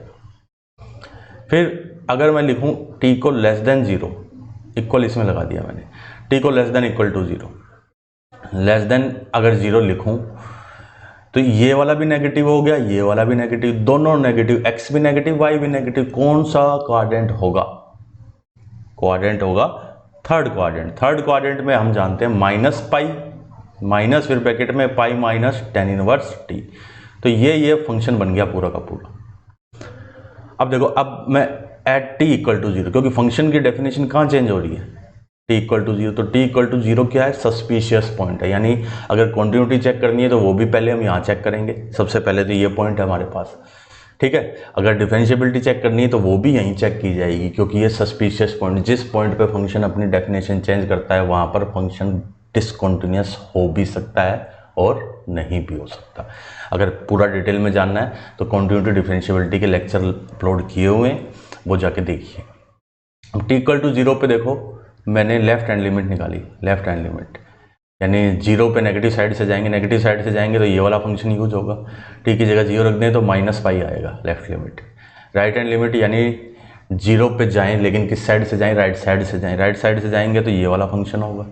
x इसमें t की जगह 0 रखेंगे तो +π। तो देखो लेफ्ट लिमिट राइट लिमिट क्या आई, अलग अलग आई। इसका मतलब at t equal to 0 ft क्या हो गया, ft डिसकॉन्टिन्यूस, ठीक है। अब चेक करते हैं कि इन्होंने क्या कहा था। इन्होंने कहा था कि ये तो हर जगह कॉन्टिन्यूस है। देखो ये कहा ना, T belongs to R is continuous at all points of R, यानी हर जगह कॉन्टिन्यूस। अरे ये तो बहुत गलत बात बोल दी इन्होंने तो, है ना। क्यों? क्योंकि हर जगह तो है ही नहीं। टी इक्वल टू 0 पे तो हमने निकाल के देख लिया, साफ साफ दिख रहा है। तो इसका मतलब यहाँ पर क्या हो गया, ये फॉल्स है। 1 सेकेंड, लिख फॉल्स रहा था, लिखना फॉल्स था बट लिख ट्रू दिया। चलिए कोई बात नहीं, यहाँ पर ये हो गया फॉल्स। पहला फॉल्स है, दूसरा भी फॉल्स। अब आते हैं सी पार्ट पे। चलिए सी पार्ट देखो, argument of Z1 by Z2 है। नाउ यहाँ पर लेता हूँ मैं इधर पार्ट सी, आर्गुमेंट ऑफ, चलो इधर नहीं, इसको तो मिटाया मैंने, यहीं लिख सोल्व कर दिया।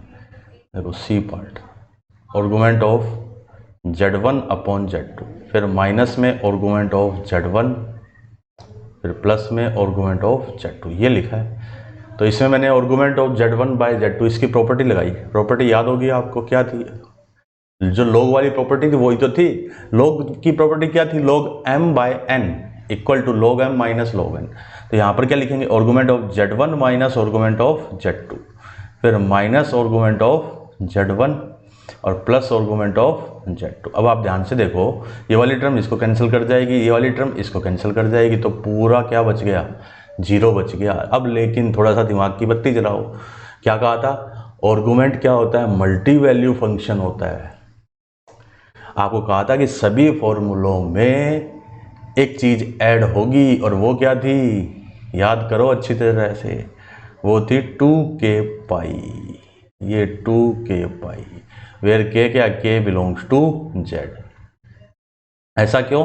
क्योंकि आर्गुमेंट की बहुत सारी वैल्यू हो सकती है। जिसका 0 आर्गुमेंट है उसका 2 पाई भी है, उसका 4 पाई भी है, उसका 6 पाई भी है। तो सभी आर्गुमेंट है ये। तो 0 आर्गुमेंट का मतलब वो पॉइंट इस पे लाई करता है। तो अब ये एंगल भी बन सकता है, फिर 2 राउंड लेके भी एंगल बन सकता है, 3 राउंड लेके भी एंगल बन सकता है। तो ये एंगल तो बहुत तरीकों से बन सकता है ऐसे, है ना। तो इसका मतलब आर्गुमेंट आपको बताया था, आर्गुमेंट क्या होता है? मल्टी वैल्यू फंक्शन होता है आर्गुमेंट। तो यहाँ पर ये जो आएगा ना फाइनल, ये आएगा यहाँ पर प्लस में 2k पाई, यानी इक्वल टू 2k पाई, और k क्या है? Belongs to z। तो मैं इसको ऐसे भी बोल सकता हूँ 2 पाई, फिर इसको यहाँ मिटा देते हैं एक बार।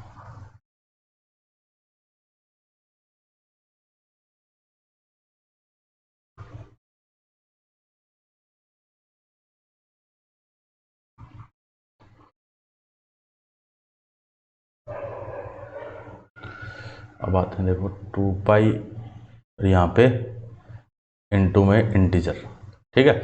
2 पाई ये जो k था ना, k, ये वाला k, इसको मैंने यहाँ इंटीजर लिख दिया। यानी ये जो आंसर आएगा ना, ये क्या आएगा? 2 पाई का मल्टीपल आएगा, 2 पाई का इंटीग्रल मल्टीपल। अब आते हैं, देखो इसने कहा फॉर एनी 3 गिवन, सॉरी ये वाला था, ये वाला Z1 Z2 is an integer multiple of 2 पाई। तो ये क्या आया? ये ट्रू आया मेरे पास, ठीक है। अब आते हैं हम डी पार्ट पे। तो डी पार्ट को देखो मैं यहीं सोल्व करता हूँ इधर ही। डी पार्ट के लिए मैंने ये डी पार्ट है, कहा कि for any 3 given distinct complex number Z1 Z2 Z3 the locus of the point Z satisfying the condition. यानी ये कंडीशन सेटिस्फाई कर रही है जिसको, तो उसका लोकस क्या होगा? किसका लोकस? Z का लोकस। Z का क्या लोकस होगा? हमें ये बताना है। इन्होंने तो कहा कि Z का लोकस स्ट्रेट लाइन है। अब ये बताना है कि हमारे अकॉर्डिंग Z का लोकस क्या है। अगर वो स्ट्रेट लाइन है तो ये स्टेटमेंट ट्रू है, और अगर वो लोकस स्ट्रेट लाइन नहीं है Z का, तो फिर ये स्टेटमेंट फॉल्स है। चलिए देखो, आर्गुमेंट यहाँ ब्लैक लेते हैं, ब्लैक कलर। देखो मैंने इसको ऐसे लिखा, आर्गुमेंट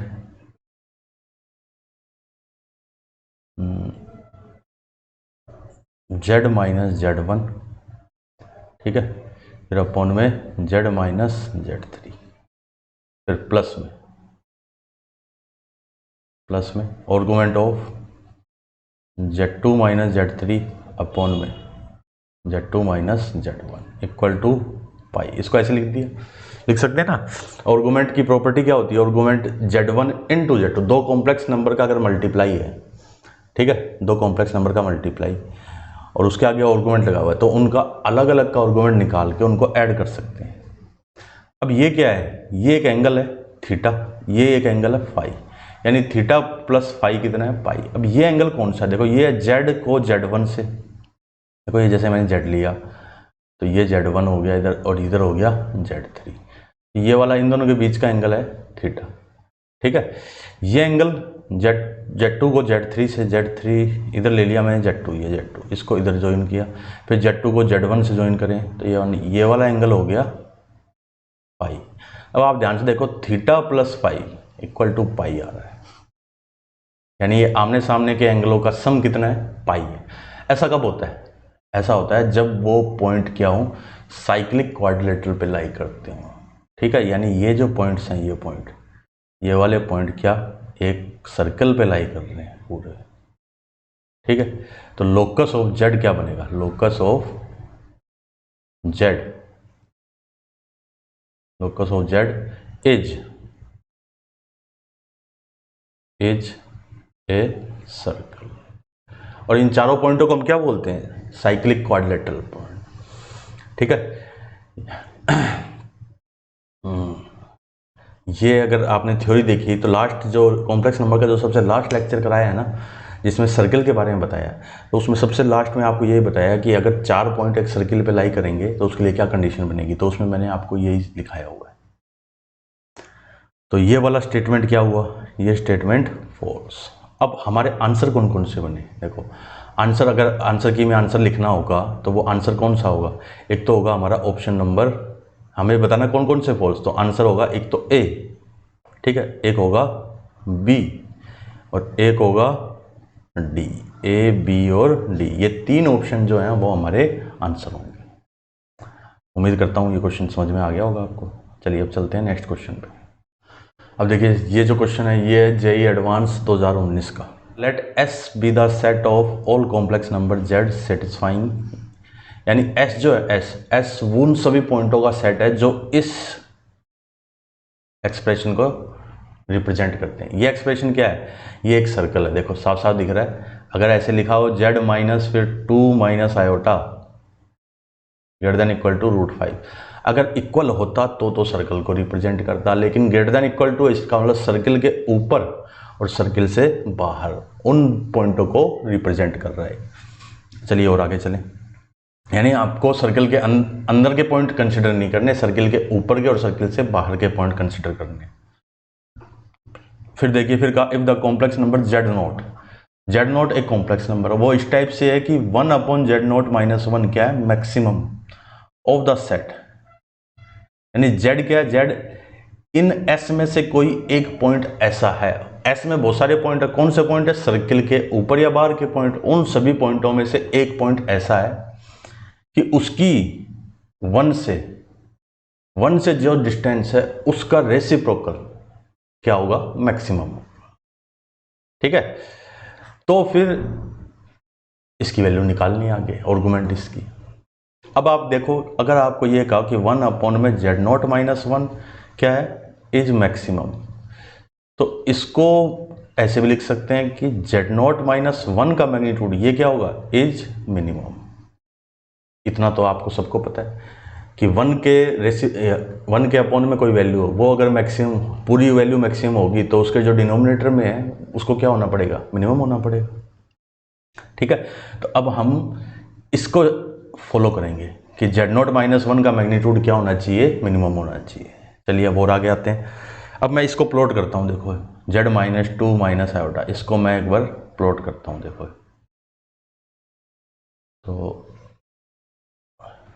सर्किल का सेंटर लिया मैंने 2, -1।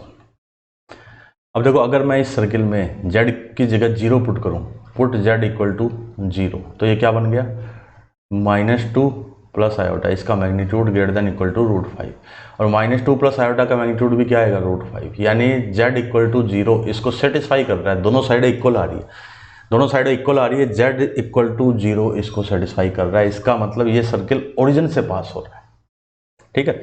तो सेंटर तो ये हो गया, और ओरिजिन से अगर सर्किल पास हो रहा है तो 0 0 यहाँ कहीं होगा, सॉरी x की जगह 2 - 1, हाँ ऐसे हो जाएगा, देखो ऐसे, इस टाइप से, और ये जो डिस्टेंस है ना, ये डिस्टेंस है √5, यानी ओरिजिन से इसकी जो डिस्टेंस वही तो मैग्नीट्यूड होता है, ये √5 है। अब देखिए सर्किल के अंदर जो पॉइंट थे वो कौन से थे, या तो सर्किल के ऊपर के पॉइंट थे, यानी इस इनइक्वालिटी ने जो बताया था ना, इस इनइक्वालिटी ने क्या बताया था, या तो इसके ऊपर के पॉइंट ये सभी, या तो ये सब पॉइंट्स, या फिर ऊपर के नहीं होके इसके बाहर के पॉइंट्स, इस साइड के, ये बाहर के पॉइंट्स, या तो अंदर के नहीं, या तो ऊपर के हैं या फिर बाहर के, ये पॉइंट, यानी ये इनको रिप्रेजेंट कर रहा है। अब जेड नोट क्या है, जेड नोट या तो इन पॉइंटों में से, देखो ये पॉइंट, ये जो हरे वाले हैं, या तो इन पॉइंटों में से, सर्किल के सर्कमफ्रेंस पे जितने ही पॉइंट है वो, या फिर ये बाहर वाले जितने ही पॉइंट है, जितने भी बाहर पॉइंट्स हैं, है ना, उनमें से कोई एक पॉइंट है, कौन सा, जेड नोट। अब वो जेड नोट की 1 से 1,0 देखो x2 तो यहाँ पर ही होगा, तो 1,0 यहाँ होगा, यहाँ है 1,0। अब 1,0 से डिस्टेंस क्या होनी चाहिए, मिनिमम होनी चाहिए। अब आप ये बताओ, एक पॉइंट यहाँ पर है ये वाला, इसकी इन सब पॉइंटों में से जितने भी मैंने ये ग्रीन वाले पॉइंट हैं, कौन सा ऐसा पॉइंट होगा जिससे डिस्टेंस मिनिमम होगी। तो देखिए ज़रा ध्यान से, अगर मैंने ये पॉइंट कंसिडर किया, देखो ये वाला पॉइंट, तो क्या ये डिस्टेंस मिनिमम है, या फिर ये डिस्टेंस मिनिमम है, या फिर ये डिस्टेंस मिनिमम है, या फिर ये डिस्टेंस मिनिमम है, या फिर ये डिस्टेंस मिनिमम है, क्योंकि पर पॉइंट तो बाहर भी है। क्या ये डिस्टेंस मिनिमम होगी, या फिर ये डिस्टेंस मिनिमम होगी, तो ये सब तो होगी नहीं। क्यों नहीं होगी, ये सब तो हमें साफ साफ दिख रही है कि ये सब तो ज़्यादा है। अब आप ये सोचिए कि कौन सी ऐसी डिस्टेंस है जो मिनिमम होगी, सोचिए ज़रा।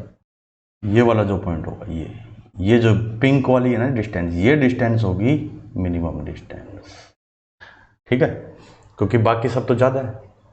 ये पॉइंट था 1,0, तो ये होगा जेड नोट, जो इस सर्कमफ्रेंस पे होगा, ये जेड नोट होगा। अब मैंने देखो लेट जेड नोट को मैंने मान लिया एक्स नोट प्लस में iota Y naught, complex number है तो ऐसे मान लिया, ठीक है। अब हमें जो फाइंड करना है उसको देखो जरा।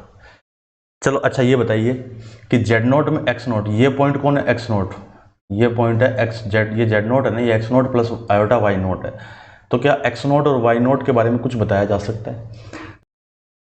तो देखो ये जो एक्स नोट होगा, एक्स नोट यहाँ पर ये वाला, ये एक्स नोट 2 से तो लेस होगा। कैसे लेस होगा, क्योंकि यहाँ पे है 2, एक्स की वैल्यू यहाँ पे 2 है, और वाई नोट जो है वो 0 से बड़ा होगा, 0 से बड़ा होगा।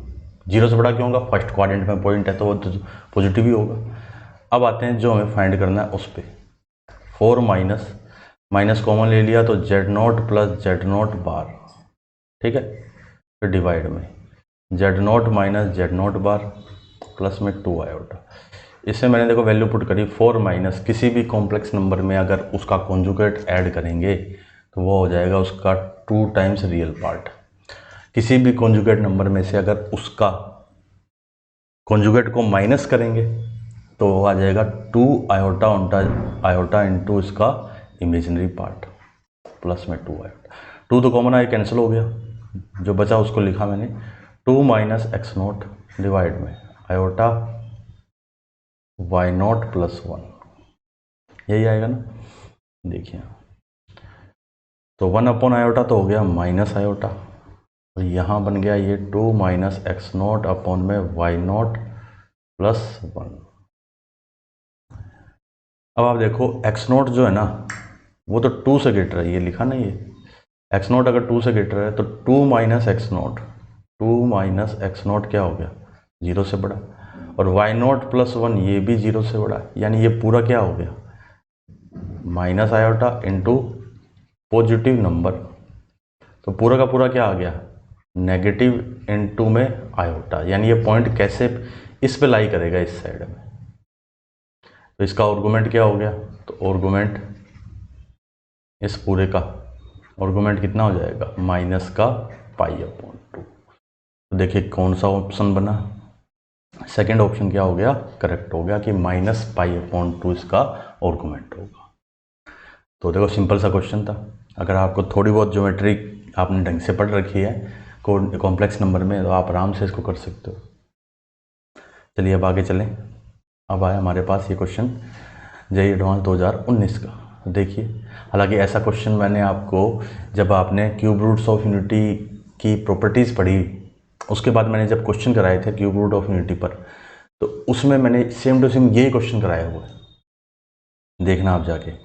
बस थोड़ा सा डिफरेंस है उसमें, यही एक्सप्रेशन है, बस इसमें कहा इन्होंने डिस्टिंक्ट नॉन जीरो इंटीजर, वहाँ पर कहा था कि नॉन जीरो इंटीजर्स, बस इतना कहा था उसमें, इतना ही फ़र्क है, बाकी सेम एक्सप्रेशन था। तो चलिए अब इसको सोल्व करें। इसमें कहा देखो W ≠ 1 be a cube root of unity. W क्या है ये? अब ये W नहीं, हम इसको ओमेगा बोलेंगे। क्यों? क्योंकि ये क्यूब रूट ऑफ यूनिटी है। बस क्यूब रूट ऑफ यूनिटी 3 थे, 1 फिर ओमेगा स्क्वायर। तो इसमें 1 को इसने मना कर दिया कि 1 नहीं है, ये जो बाकी 2 बच्चे उनमें से कोई एक मानो आप। ठीक है, तो फिर मिनिमम ऑफसेट यानी इसकी मिनिमम वैल्यू कितनी आएगी? तो a + b omega + c omega square इसके मैग्नीट्यूड का होल स्क्वायर। ये हमने पढ़ा है, किसी भी कॉम्प्लेक्स नंबर के मैग्नीट्यूड का स्क्वायर वो नंबर और उसके कॉन्जुगेट के मल्टीप्लाई के इक्वल होता है। तो देखिए क्या बना, a + b omega + c omega square, फिर इनटू में a + b omega + c omega square और इस पूरे का कॉन्जुगेट। याद करो इन दोनों का मल्टीप्लाई, चलो मैं इसको ऐसे लिख देता हूँ, a + b omega + c omega square. ठीक है, a b c क्या है? नॉन जीरो इंटीजर्स हैं, यानी a फिर b ओमेगा स्क्वायर फिर c ओमेगा। यहाँ पर क्या किया, ओमेगा स्क्वायर का कॉन्जुगेट तो ओमेगा होता है, ओमेगा कॉन्जुगेट ओमेगा स्क्वायर होता है। तो यहाँ ओमेगा कॉन्जुगेट ओमेगा स्क्वायर कर दिया, ओमेगा स्क्वायर का ओमेगा। और अगर आपको याद है तो ये एक्सप्रेशन किसके इक्वलेंट था? a² + b² + c², फिर -ab -bc फिर -ca। ठीक है, इसके इक्वलेंट था ये पूरा।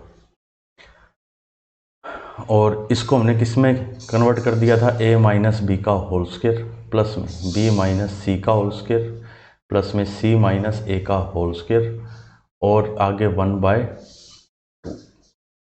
पूरा। कैसे किया उसके लिए आप पिछली वीडियो देखिए जाके। अब आते हैं क्वेश्चन में क्या पूछा। देखो इसने कहा ए बी सी डिस्टिंक्ट है यानी अलग अलग है और नॉन जीरो और मिनिमम वैल्यू, ये मिनिमम चाहिए अब हमें, ये हमें चाहिए मिनिमम। अब ये मिनिमम होने के लिए ये और ये तीनों इंडिविजुअल मिनिमम होने चाहिए। एक होल स्क्वायर एक परफेक्ट स्क्वायर मिनिमम 0 हो सकता है, तो ये मिनिमम 0 अगर होगा फिर ये भी मिनिमम 0 हो जाए, ये भी मिनिमम 0 हो जाए। तो ऐसा करने से तो ए बी सी तीनों इक्वल आ गए, जबकि ये उन्होंने मना कर दिया कि ए बी सी अलग अलग हैं, 0 नहीं है, तो सेम नहीं हो सकते, कोई अलग अलग है।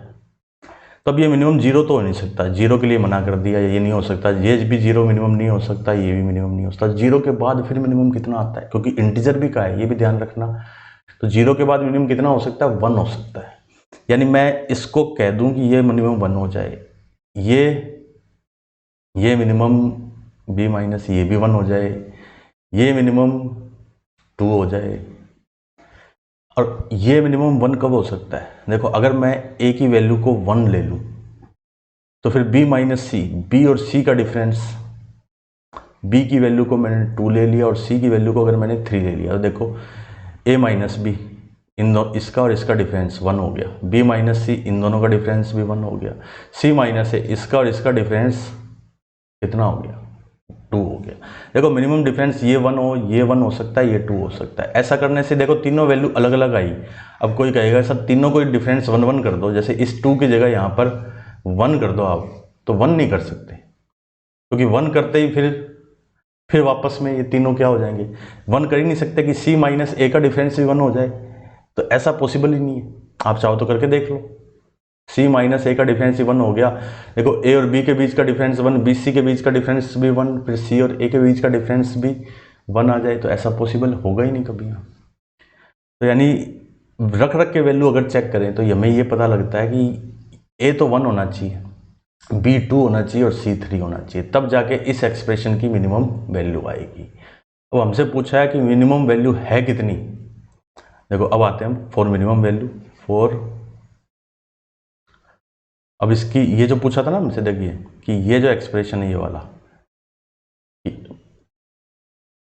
1/2 a माइनस बी का होल स्क्वायर, देखो फॉर मिनिमम वैल्यू,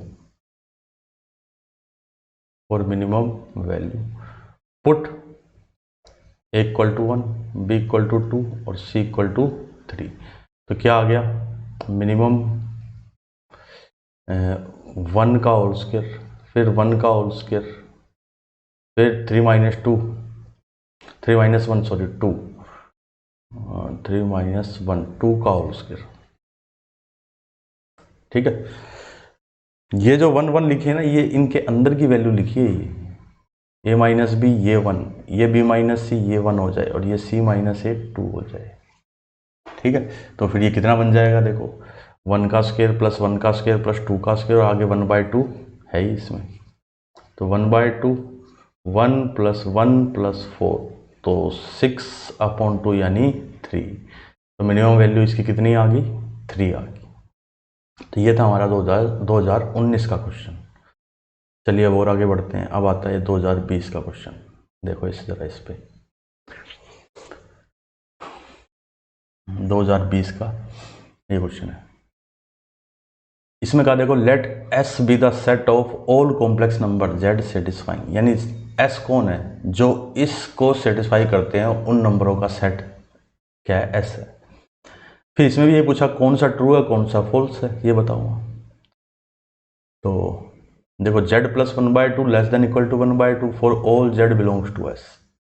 देखो इन दो में Z प्लस 1/2 है, तो ये जो है ना ये एक्सप्रेशन इसको लिखा मैंने Z square plus Z plus 1, इसका मैग्नीट्यूड इक्वल टू 1, तो Z स्क्वायर प्लस Z। अब इसको परफेक्ट स्क्वायर बनाने के लिए मैंने Z का कोफिशिएंट 1 है तो 1 का हाफ 1/2 1/4 मैंने ऐड कर दिया, 1/4 ही मैंने इधर सब्ट्रैक्ट कर दिया इक्वल टू 1। तो ये जो बना ना इतना इतना, ये क्या बन गया, Z प्लस 1/2 का होल स्क्वायर बन गया प्लस में 3/4, ठीक है, इक्वल टू 1। तो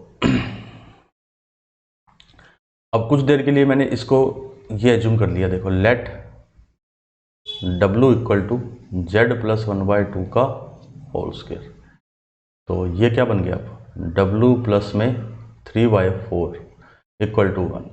ये क्या बन, ये किसको रिप्रेजेंट करेगा, ये एक सर्कल को जिसका सेंटर तो माइनस का 3/4 0 और रेडियस कितनी होगी 1।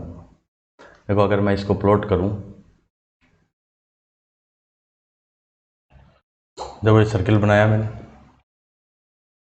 और सर्कल का जो सेंटर है, ये सेंटर है माइनस का 3/4 0। अब इतनी डिस्टेंस कितनी है 1, तो माइनस 3/4 में अगर मैं 1 ऐड करूँगा तो कितना हो जाएगा 1/4, यानी ये पॉइंट कितना आ गया 1/4 0। और इधर इसमें माइनस 3/4 में 1 ऐड किया तो इस साइड में, यानी इन दोनों के बीच में तो कहीं ओरिजिन होगा, ऐसे यहाँ पर ओरिजिन है 0 0, यहाँ पता लग गया। ये हमने इससे पता लगाया सर्कल से। अब देखो अगर आपसे ये पूछा जाए कि W प्लस 3/4, तो W की ये W है कौन, W इस सर्कल के ऊपर जितने भी पॉइंट हैं वही हैं सभी, ये पॉइंट्स ये पॉइंट W का मतलब है ये सभी पॉइंट। तो इन सभी पॉइंटों की ओरिजिन से मैक्सिमम और मिनिमम डिस्टेंस कितनी होगी, तो ये जो डिस्टेंस होगी ना ये तो होगी मिनिमम, और यहाँ से लेके यहाँ तक ये जो डिस्टेंस होगी ये हो जाएगी मैक्सिमम। तो मैं ये बोल सकता हूँ कि जो W है, W का मोड, ठीक है, यानी सर्कल के ऊपर जितने भी पॉइंट हैं उनकी, ठीक है, ओरिजिन से मिनिमम डिस्टेंस, यानी इससे मिनिमम डिस्टेंस इसकी होगी, तो ये तो कितना हो गया मोड ऑफ W, यानी 1/4 से तो हमेशा बड़ा होगा, और मैक्सिमम डिस्टेंस ये हो जाएगी इतनी कि ये तो 1/4 और यहाँ से लेके यहाँ तक ये कितना है, ये है 3/4, तो 1 + 3/4 7/4।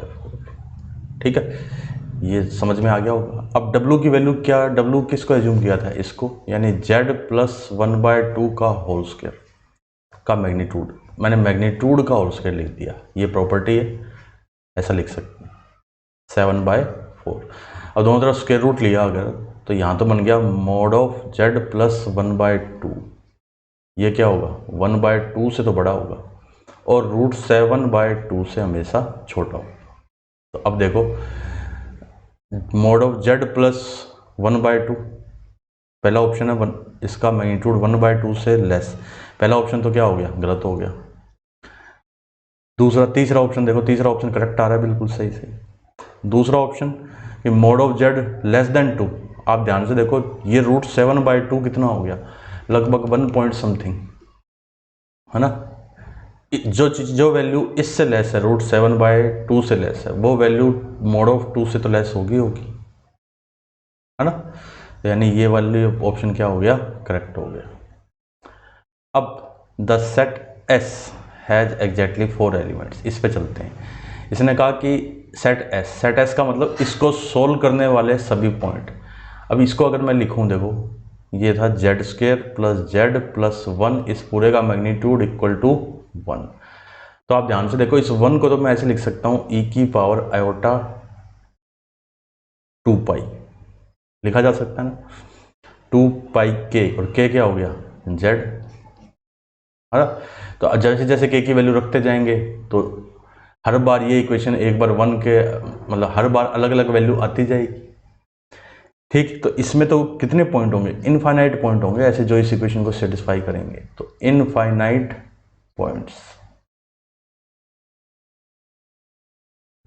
ठीक है, अब आपको एक्चुअल में ये जो दिया है ना, ये किस लिए दिया है, ये इसलिए दिया है ताकि आपने कैलकुलस में जो मॉडुलस पढ़ा है वो यहाँ पर अप्लाई कर जाओ। जैसे किसी बच्चे ने ऐसे किया, देखो कि Z² + Z + 1, इसका मैग्नीट्यूड इक्वल टू 1 दिया है, तो उसने क्या किया, इसको ऐसे कर दिया, एक बार इसको +1 ले लिया, एक बार इसको -1 ले लिया, फिर कहा ये तो कैंसिल हो गया, तो यहाँ से तो आ गया Z = 0 और -1, और इधर हो गया Z² + Z + 2 = 0, तो इसका तो D < 0, तो इससे तो कुछ आएगा नहीं, इसके तो इमेजिनरी रूट्स होंगे, वो ये सोचेगा और फिर वो कहेगा कि ये 2 आंसर आ रहे हैं और वो उसको सही कर देगा। देखो फोर्थ ऑप्शन यही है, ठीक है, इस टाइप से। तो ये गलती ना हो, यहाँ पर ये जो मॉडुलस होता है ना, इसमें और इस कॉम्प्लेक्स नंबर के मॉडुलस में बहुत ज़मीन आसमान का फ़र्क है।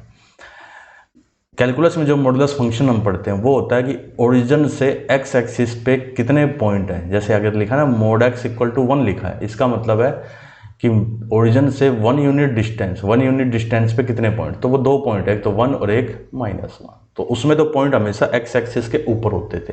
लेकिन जो कॉम्प्लेक्स नंबर में मोड पढ़ते हैं, ये mod of z, ये क्या है, ये है ऐसा कॉम्प्लेक्स नंबर इसकी ओरिजिन से डिस्टेंस, जैसे ये 1 किया ना, तो वो सभी कॉम्प्लेक्स नंबर आ गए जिसकी ओरिजिन से डिस्टेंस 1 यूनिट है, तो ऐसे इनफाइनाइट है। तो वही बात आप यहाँ पर देखिए कि ये जो दिया है ना, ये कि mod of Z² + Z + 1 और इसका इक्वल टू 1, तो इसका मतलब ऐसे इनफाइनाइट पॉइंट होंगे सारे के सारे।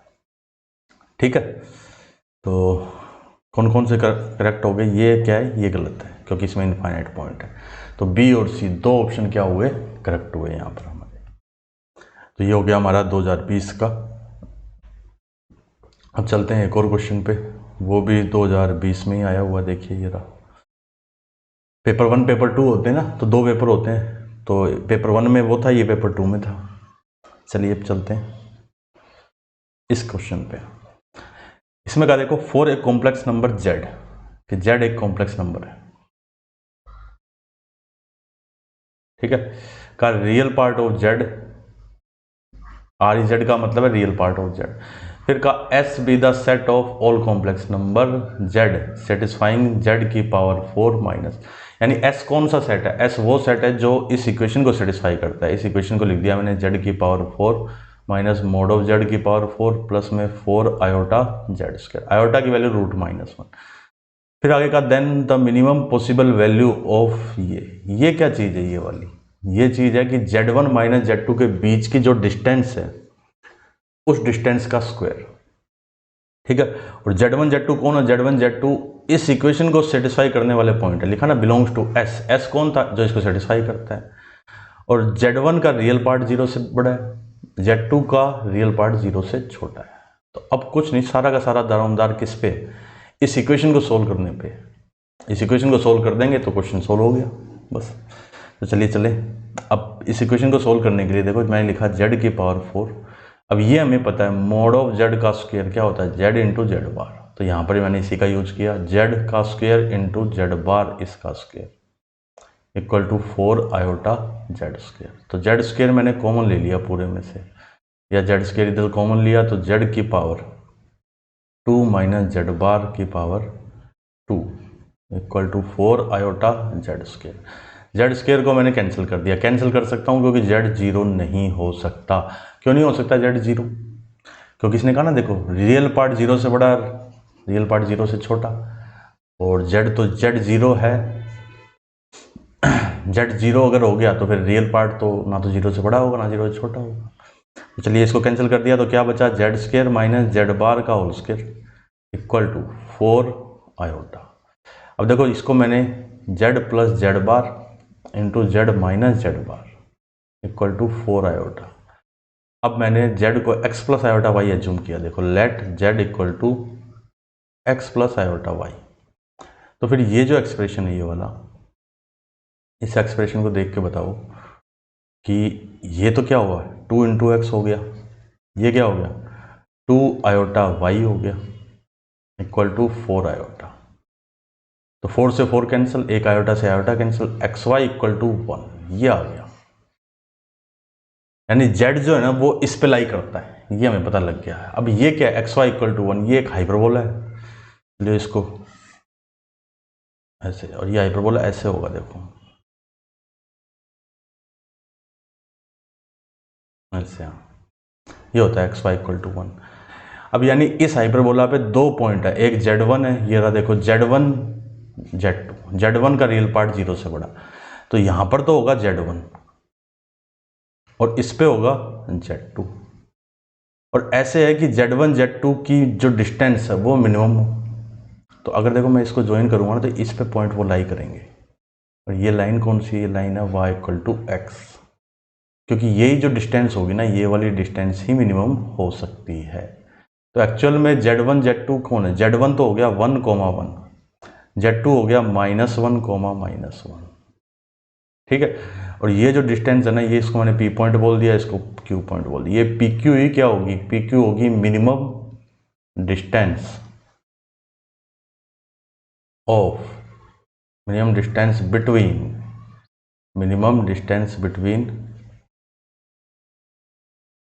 Z1 and Z2, Z1 Z2 के बीच की मिनिमम डिस्टेंस।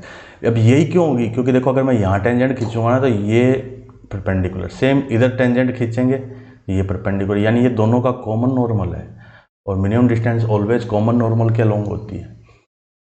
और ये वैसे इसकी प्रॉपर्टी भी है, किसकी, इस पैरा हाइपरबोला की, कि 1,1 और -1,-1 ये दो पॉइंट ऐसे हैं कि इनके बीच की जो डिस्टेंस होगी वो सबसे कम होगी। ये हाइपरबोला की प्रॉपर्टी है, ठीक है।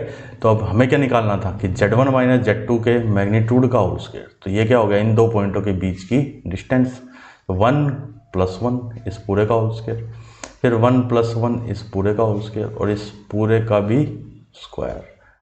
तो ये हो गया 1 + 1 2 का होल स्क्वायर, 4 + 4 यानी 8, ये आंसर हो जाएगा।